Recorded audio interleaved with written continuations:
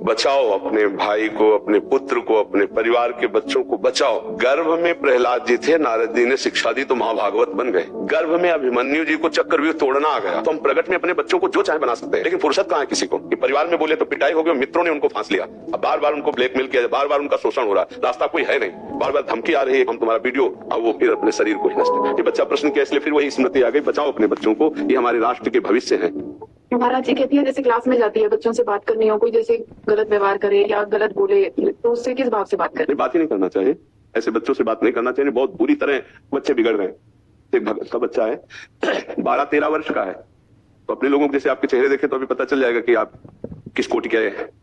चेहरा मतलब ऐसे देखना अलग होता है, जब वो ऐसे देखेंगे ना, जैसे डॉक्टर मरीज को देखता है, उसको उस रूप में देखा, हम कहा इस समय तो ये ब्रह्मचर्य नाश कर रहा है, क्यों रे ये ब्रह्मचर्य कैसे तेरा नष्ट हो रहा है? नहीं नहीं नहीं, लक्षण प्रकट है, प्रमाण है कि तू ब्रह्म। तो उसने कहा हम गंदी बात करते हैं। कैसे सीखा? बोले अपने दोस्तों से सीखा, उसके ऊपर कड़ी शासन, कड़ी वृत्ति करके फिर उसको। अब 12-13 वर्ष का बच्चा, अब ऐसी गंदी बात तो उसका जीवन क्या रह जाएगा? उनको तो खिलवाड़ लगता है ना, खेल लगता है उनको, और ये खेल जीवन के नाश की तरफ ले जाएगा। जैसे जैसे अवस्था बढ़ेगी तैसे तैसे नष्ट होते चले जाएंगे। ये नए बच्चों में जो गलत संस्कार, बचाओ अपने भाई को, अपने पुत्र को, अपने परिवार के बच्चों को बचाओ, मित्रवत बैठो उनके पास, उनसे बात करो, उनको समझाओ कि अगर ऐसी कोई गंदी बात है तो तुम खुल के हमसे बात करो, उसको छोड़ो, इससे लाभ नहीं मिलेगा। सत्संग सुनाओ, अच्छी बातें उनको सुनाओ, ये संस्कार है। गर्भ में प्रहलाद जी थे, नारद जी ने शिक्षा दी तो महाभागवत बन गए। गर्भ में अभिमन्यु जी को चक्रव्यूह तोड़ना आ गया तो हम प्रगट में अपने बच्चों को जो चाहे बना सकते हैं, लेकिन फुर्सत कहाँ है किसी को। वो खुद इतने मनोरंजन संसार में फंसे कि बच्चा कहां बह रहा है। बच्चों को ऐसे मित्रवत बैठाना चाहिए, दोस्त की तरह पूछना चाहिए, शर्माना नहीं चाहिए।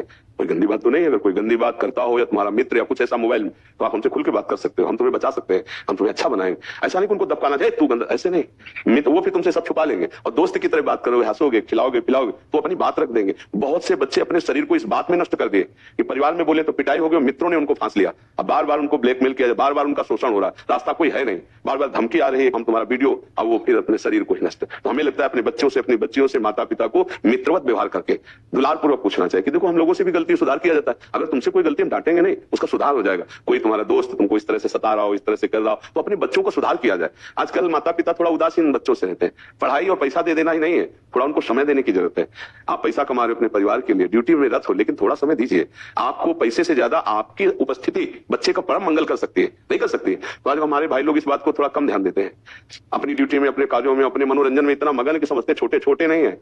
कलयुग है, 10-12 वर्ष का बच्चा हर बात समझ रहा है, जो 25 वर्ष का नहीं जानता था वो 12 वर्ष का जानने लगा है।